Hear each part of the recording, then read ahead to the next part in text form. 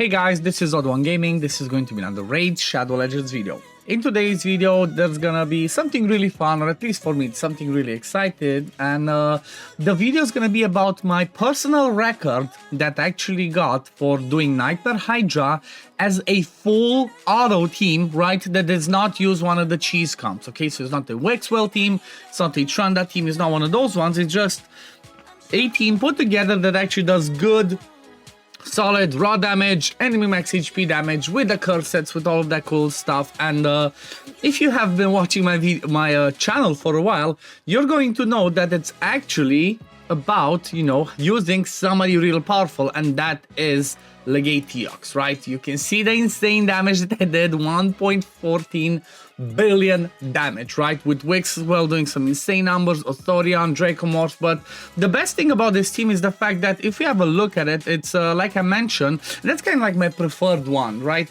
It's using, you know, just normal champions that have covering all the stuff that I need to, and it's the fact that it is a full auto team, right? This is not perfectly optimized yet though, right? There's still stuff that I can do to improve it better, but from the last time when I made a video on this team with the Legate Teox as, you know, obviously the main event, I was lucky enough to get him as one of the faction unity champs, but since I got Legate, actually, since I got, you know, some other pulls, I actually changed my team up. The first one that I had done was a team where I showed that I did 1 billion on Brutal, right? But there was 2 replacements in here. I just did a little bit of auto because, do keep in mind, there's something important that you need to know that somebody actually mentioned in my comments. I don't remember what the name is, but shout out to you if you're watching this video as well. Somebody mentioned really important about Legate Teox's kit, okay? And that is the fact that Legate does does more damage on his A1 that he does on the A2. So basically the way that you want to put him, if you're going to do a full auto team, is make him open with the A2 and then use it only one more time, right? You only need to use that A2 2 times. The reason why I'm saying that is because Legate actually gets a 50% increase in attack every time he does, a hit. And because it's a triple hit, unless I'm mistaken, from what I've seen numbers go up after the second hit, but every hit increases his attack by 10%. And see, that's when I'm doing the A2 right now. And after he does the second one, obviously it's 6 hits in total, so he has that maximum 50% increased attack. After that, you just, let him go full auto, disable the A2, which I'm going to show you on the presets. Just disable the A2 and just let him do the A1 and A3 continuously. But I was starting to say that from the previous team that I had, I actually have 2 replacements in this team, okay? So before I actually had, instead of Authorion, Wallmaster of Sonia, which I just got, and I love this guy, I actually had Sun Wukong. Obviously, Sun Wukong is a really good damage dealer that also brings you that block buffs, and also he steals buffs, right? When there's buffs out there. So from that point of view, he is a little bit better, right? Sun Wukong is a little bit better. However, Wallmaster of Storion, what he does bring is, on that block buffs, he also brings a decreased attack, but that A2 is also an enemy max HP hit, and then the A1 is an AoE hit as well. So all in all, he doesn't do a ton more damage, but he does do a bit, like I guess 20-30% more damage than Sun Wukong in this team. However, he brings us that extra utility of also having the decreased attack on the block buffs. The only downside is, for example, compared to Sun Wukong can land no matter the affinity, whereas Wallmaster of Storion, he can weak hit, and that can become a little bit tricky, right? But yeah, he's the addition. And then another thing that actually changed, and it made me realize that I think it's actually better with this team compared to the previous one, and that is my revival, right? I used to have in this team Duchess Lilitu, right? Duchess used to be in the lead. She brings us block debuffs, she brings us increased attack, and then what else? Perfect Veil, right? That's what Duchess brings. And then AoE revive, and then on a passive, less damage from AoE attacks. However, what Glaycat brings is he brings increased attack, he brings increased defense, increased accuracy, and there was something else. I have to check it right now because I forgot. What else does he bring in his kit? Let me see on the... I'm going to show you the builds at the end and all of that, but what's on the A2 as well? Oh yeah, the Perfect Veil. So increased attack and Perfect Veil. So unlike Duchess that brings 3 buffs on the A2, he brings only 2 buffs. However, on the A3, he brings that increased defense, increased accuracy, and then gets an extra turn if he doesn't revive with it, which makes it really cool because that means he can rotate through his kit and make sure we pretty much 99% of the time we have that perfect veil when we need it to, right? You see that it's down, he should be doing the A2 right now again, and then perfect veil should be back. See, there we go. It's like just the rotation of that kit. Also, one thing that's really cool about it is the fact that because he also brings that increased accuracy on that increased defense, I could swap my whole team. Right now, my team has overkill on accuracy, but because I brought him in, that increased accuracy should pretty much be on all the time because it's for 3 turns on a 4-turn cooldown, and again, because he gets extra turn, if he doesn't revive, he basically just always has it up, which means that should allow me to be able to build everybody with like 260 accuracy. Instead of having like 300 plus accuracy on everyone, I can build them with like 250, 260, because I also have both bonuses from area bonuses, and that means I can push more damage and more stats on this one, take it to the next level. But like, yeah, those are kind of like the 2 changes that I did. Wallmaster instead of Wukong, and then Glaycat instead of Duchess. And honestly, I made a video a couple of days back on Glaycat of the Meltwater, and I do believe, again, this is just my opinion, I do believe Glaycat is actually better than Duchess, right? For early game, Duchess is better because she brings the block debuffs, and that can be better for most areas of the game, you know, early mid game. But for end game, Glaycat is just better because he just brings more. One thing that's really important to keep in mind, and why I believe it's better to have this variation with Glaycat instead of Duchess, is because of the fact that you want to have some debuffs land on you, right? When the Head of Blight lands those poisons AoE, that is actually beneficial to you. The reason I'm saying that is because, well, Legate Teox's passive says that every time an ally or an enemy receives a debuff, he gets 5% turn meter. So that means that whenever the Head of Blight does that AoE poison, okay, I'm gonna have 2 people that shouldn't get poisons, Krisk and Glaycat, which are below high resist. Every time everybody else gets poisons, Teox is gonna get a turn, and that's what the whole team is focused around. Like, it's focused around Legate Teox, getting as many turns as possible, doing as much damage as he can because he's the MVP. I mean, look at that hit. Look at that hit, and then the Draco follow-up is just perfect. So, yeah, this is what I believe to be the perfect combination so far. I'm not sure what could make this better. Maybe if I got a Lazarius, right, the Hierophant to replace Nekmothar, that's what I could get it better. But we pretty much see that this one just keeps going damage up, and I actually I hit the turn limit, right? I get to the point, you can see we're towards the end, the team is still alive, nobody's dead, nobody's eaten, okay, or even if somebody's dead, Glaycat's gonna kill them, but nobody's eaten, and we're still rocking. If we had 1500 more turns, obviously the counter goes down. If the counter didn't go down as fast, we would still keep going because it's a solid combination of survivability, of damage, of buffs, of debuffs, of everything that we need. Obviously, it can be a little bit RNG, but because, you know, some bad stuff can happen. And like the worst thing, the scariest thing is the fact that because of how I have Glaycat built, there's no, you know, there's no actual healer in the team apart from Nekmothar that brings that leech. So that's the only scary thing. If Glaycat dies, it's a rerun. But let's have a look at the presets because, you know, I talked a lot about it. Let's have a quick look at the presets just so you see how I'm using this because, like I mentioned, it's a full auto team, okay? Full auto, like maybe some from time to time if I look at it, I click something, but it pretty much I've run this several times and it always did at least 1 billion, right? So let's have a look at the presets, like I mentioned. So Glaycat, because he gets the extra turn early on, I make him open with the A3, then prioritize the A2. I want to have that perfect veil and increase attack on all the time because Draco, Thorion, and Teox all benefit from that increased attack. I mean, obviously including Glaycat and Nekmo themselves, but they're not proper DPS.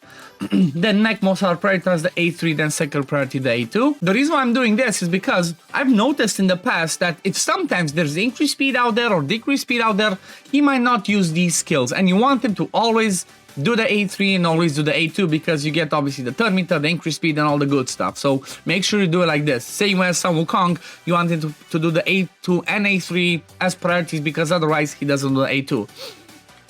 Then we're talking about Krisk, make him prioritize the A3, right? Always do the provoke when it's ready, and then the A2 as well to keep extending those buffs.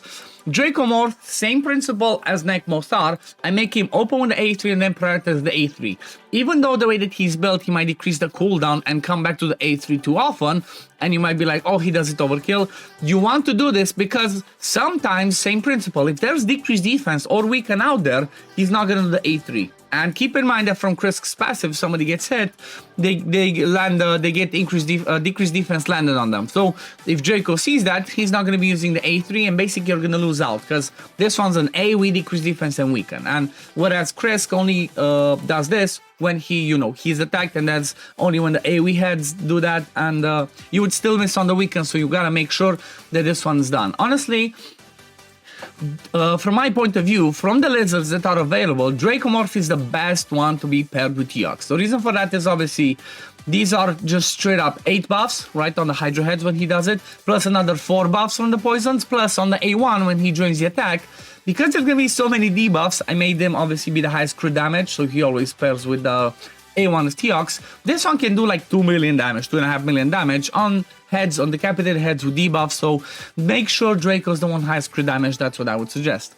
Then Wallmaster Astorion, honestly, because of the kit that I have, I don't need the A3, right? Only need the A2 and the A1. The reason I'm saying that is this one's on a 3-turn cooldown, this one's on AoE, and then this one, it does give me increased attack, increased accuracy, increased speed, but then grants an extra turn. That extra turn is basically damage that I'm losing from the turn count, because I hit the turn limit. And I already get increased attack, increased accuracy, and increased speed from everybody else in the team, right? Krisk and Necmo brings me increased speed, and then Glaycat brings me the increased attack and the increased accuracy, which means this A3 is pretty much useless, so I'm not gonna use it. That's why I've turned it off. And also, if I'm not mistaken, I have Osorian in a Merciless set, so obviously the more he does the A1, the more he's gonna reset the A2 as well. If I don't have it in a Merciless set, I'm definitely gonna need to change it. And then obviously Teox, like I mentioned, open with the A2, then do not use. And then the A3 as priority. Again, keep in mind, after he does this once, use the A2 one more time, and then you can let it full auto, because this one should start, like I said, to 50% after two hits, because it attacks 3 times. Each hit will ignore 10% of target's defense. For each debuff on the target, stacks up to 50%. Each hit will also increase this champion's attack by 10%. It does specify each hit, and because it's a triple hit, like I mentioned, 2 times of the use of A2, and that's it, that you cannot use it anymore. You're better off using this, so you take more damage, because he does just about the same damage with the A1 with A2, but you also have Draco joining in, or whoever's your highest damage. Now, let's have a look at their builds. So, Krisk is in a Curse set, and also in some pieces of Revenge. The way that I would want to have Krisk is always going to be like this. 500 resist, around 400 accuracy, but because I'm gonna change it, I can benefit with like 280, right? If I get 280, let me see if my math is right. So, 280 times 50 split by 100, 140 plus 280, that's 420. So around, like I said, 270, 280 should be enough. What I calculated here is the increased accuracy from Glaycat, which would get me to the number that I need. So that's what I could do. I could get Krisk to 280 accuracy, keep the 500 resist, and then give him as much speed and survivability as I can. And other thing that I would do, and I think that's what I'm gonna do when I'm gonna regear him, Cursed you want to keep it because Hex brings a ton of extra damage for everybody. You know, whenever they do damage, there's like 10% if it's single target or 2% that spreads to everybody else. So that's his best build. But what I would change it to would be Curse plus Retaliation and as many Revenge pieces as I can, because every time he does counterattacks, they increase speed, AoE plus, because he has War Master procs, you know, a little bit of extra damage that will count. Now, if we're talking about Dracomorph, he's running a Savage plus Cruel. Honestly, because of the way that I use his kit, I would not want a Merciless on him, because like I mentioned, this one might just be overkill, right? He might just proc it, then just keep doing excessively the A3, whereas right now he's gonna always do A3, A2, A1. A3, A2, A1, exactly like we want him. He's also running a Brimstone. I'm not sure if that's the best or not. Maybe I could swap it into, what's it called? Nature's Wrath. Maybe this would be a better option, but for now I'm keeping Brimstone. His stats are at 224 speed, not the fastest, can be faster, 100% crit rate, good crit damage, good attack, and then obviously the accuracy to land his stuff, alongside the Hydra battles plus the boost from Glaycat. And then these are the masteries. Maybe with masteries again I could remove this, go down support tree, and maybe give him Helm Smasher as well. Necmo Star, he's in a Provoke set. The reason why I have this is just to have as a backup in case Krisk gets resisted, in case Krisk gets devoured. You want to have a backup, and obviously because Necmo only has AoE hits and he always hits, this is the perfect set for him. Not ideally, obviously I could get more speed. I think this is just leftover pieces that I use, but 239 speed, some crit rate, some crit damage, but mostly speed, accuracy, and survivability. War Master, and then down the support tree. You want to get rapid response and arcane celerity because there's lots of buffs and debuffs. Same principle like with Krisk, you see, have the exact same masteries almost, just swap that shield one, which doesn't really matter. But yeah, this is the Necmo build. Then Glakehead of the Meltwater, I have him in 9 pieces protection. This is really important. This is the best one, the best build from my point of view to get on him, because obviously he brings 4 buffs, right? So because he brings 4 buffs, that means he's gonna give you 20% more damage for each buff on each ally placed by him, right? Increase attacking, a perfect veil, increase accuracy, increase defense. 4 buffs, 20% extra damage. Not only that, but on his passive, allies under perfect veil placed by this champion deal 10% more damage. So which means that with the passive plus the 9-piece protection, he brings you 30% extra damage for a lot of your team. That's just massive. That's just mind-blowing. It's a lot better than Duchess, because Duchess, the best she can bring is the, what's it called, 9-piece protection, 15%, maybe 20% from the shield on her A1 if it does land on the right person by that single target. So you lose 15% damage from having Duchess in the team, whereas with Glakehead you get more damage and more buffs, and obviously, like I mentioned, with the debuffs landing, more playtime, so to speak, for Legate Eox. When it comes to masteries, I did give him War Master, and this is really important. You really want to get him if you're building this exact same team. You want to give him War Master and also Life Drinker, because there's no other way of healing in the team apart from Necmo Star's Leech, right? The Leech that he lands. So every time he attacks, Glakehead attacks somebody with Leech, hopefully procs War Master and heals back up. Otherwise, it's gonna be a little bit dodgy and a little bit scary. I chose to go Temporal Chains with him because, honestly, this one does help a little bit reduce their speed, as whenever they are decapitated, that buff that they have that it shows as decapitated, apparently counts as a buff, so you can decrease their speed. Also, one quick thing to mention for Krisk, Lightning Cage is the best awakening that you can get on somebody like a Krisk or whoever you want to have as your mischief tank, because Lightning Cage does count as an extra buff. Do keep that in mind. Now, when it comes to, like I said, Glakehead, 9-piece protection, he's running at 299 speed, and I wanted to have him with, as with the 500 resistance, which is the minimum for Nightmare Hydra. I want him to resist debuffs. I don't want him to be provoked. I don't want him to get the heat reduction, the poisons. True Fear is gonna land if he attacks Dead of Torment, but that's about it. I don't want anything else. And then Masteries already showed you. Now, Wall Master of Thorion, he's, like I said, in 6-piece Merciless. It's not the best. I can do better, right? This one could be crit damage. This one I can max out. This one I could maybe get more or rework into attack. So he's not the best, but not the worst either. Like you can see, I have just 3 random pieces of what's it called? Perception. So this can be a lot better, but I kind of swapped him a little bit for trying for the event dungeon, so I might just need to change him again. But he's running 256 speed, 100% overkill on crit rate, 244 crit damage, the accuracy C 273, but like I mentioned, with the bonuses 337 plus the increased accuracy from Glakehead, we hit that 400 threshold for Nightmare. The attack is pretty low though. I really want to get more attack, but after I ascend all of the pieces of gear, hopefully I should get him to, I want to get him at least like 6,500, if not 7,000 attack, and crit damage again. I want to try and get 250 plus, but you know what, this one works for now. Maybe, like I said, later after I swap and lower his accuracy, maybe I can get 6-piece Merciless plus 2 pieces of Cruel just to get extra crazy damage. Masteries, War Master, and then on the support tree. Honestly, I went same principle like this because he does, actually this one doesn't help because he doesn't get buffs, but this one does help because he gets debuffs plus this side, so maybe I could reset and do some different things. And now the last one, the main event, I guess, the insane damage dealer, Legate Eox. He's running same principle, 6 pieces Merciless, 2 pieces of the crit damage set, and I have him going at 216 speed.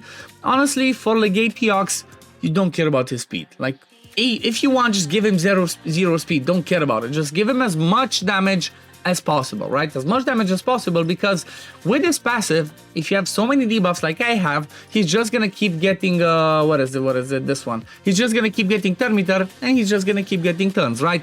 Fills the champion's turn meter by 5% whenever an enemy or an ally receives a debuff. So that's why he's so cool. Like I said, I even had him at 140 speed in the past with some testing, and he still did a ton of damage, still got turns, because again, he doesn't need that much speed. The cool thing about him, and what is really important to keep in mind with him, is you want to have 3 other lizards with him to maximize his damage because of this one, right? 3 faction allies deals 20% more damage for each debuff on each enemy, right? Stacks up to 100%, and that's how he does those like 2, 3. I haven't seen him do like 3.8 million damage per hit on that AoE. So that's like 7, 8 million every time he does that AoE. Obviously on decapitated heads with debuffs and all that, but yeah, I did run a Heaven Cast on him because obviously he gets some buffs. He doesn't do any debuffs. This is the best that I can for, being a 1-star. If I got the 6-star, obviously Crushing Ren. Do keep in mind, because I saw some people say sometimes, oh, go Crushing Ren. This one's only beneficial in Hydra if you have a 6-star. Otherwise, it only works on the first, second hit, and that's about it, right? And it's on each round, not each time a head comes up. It's first to hit each round. So basically after the first use, this one's useless. That's why you're better off with stuff like Heaven Cast, because you're gonna have buffs on you. Then when it comes to masteries, obviously I'm running him with Health Smasher, and then actually even got Cycle of Violence, because he does so much damage, he might even have a chance to proc this when he does his A3 alongside that Merciless set, and then obviously down the defense tree. But I guess this was a little bit of a longer video, but I really want to explain the cool way that this team works, so that's why it took a while. I hope you guys enjoyed it, because I really enjoy this team. I really love it. And honestly, the reason why I'm doing this and I'm trying to keep pushing teams like this is because I'm hoping that they're going to do those changes to Hydra soon where those cheese teams don't work. Personally, I hate them. I'm not going to lie. Even though I have them built, I have the Wixwell and I have the Trunda team, I hate them. I do not like those types of teams, those cheese mechanics where, like, somebody comes with that cheese team and just destroys all the other clans. So I don't know. I feel like that shouldn't be a thing in the game, and I'm really sad that it takes them so long to fix it. Because, like, I don't know. Let me know what you guys think. What do you guys think? It's kind of the same principle as it was with Scorpion and Cadaver. If they nerf that one, why don't they nerf the Trunda and the Wixwell ones faster as well, right? It just doesn't make any sense. But let me know what you guys think. Do you like the cheese teams or do you not? Me personally, I do not like them, because this is the thing. After you get a cheese team, and this is like, I'm trying to tell you why I don't like them. After you get the cheese team, like, the Wixwell team or the other, like the Trunda team, that's it. It's like, you have 2 teams, that's it. There's no reason to try and improve. Whereas like this, I can always try to keep improving. I have I recently got Eox. I tried with Wukong. Now I got Wallmaster. Then again, I'm gonna go back to my Brutal team. You see, this is the team that I'm doing. I'm gonna try and push it further. It kind of gives me a reason to try and keep getting new toys, new good damage dealers, to try and keep pushing the damage to the next level. Whereas if a cheese team comes and just same team does the same thing, what's the point of trying to improve for Hydra? It just becomes boring. And I personally enjoy Hydra. But anyway, this is gonna be it for today, guys. Thank you all for watching. As always, if you do enjoy my content, don't forget to like this video, subscribe to the channel to see when I upload next, and we'll see you on the next one. Peace, love, take care, everyone. Bye, guys.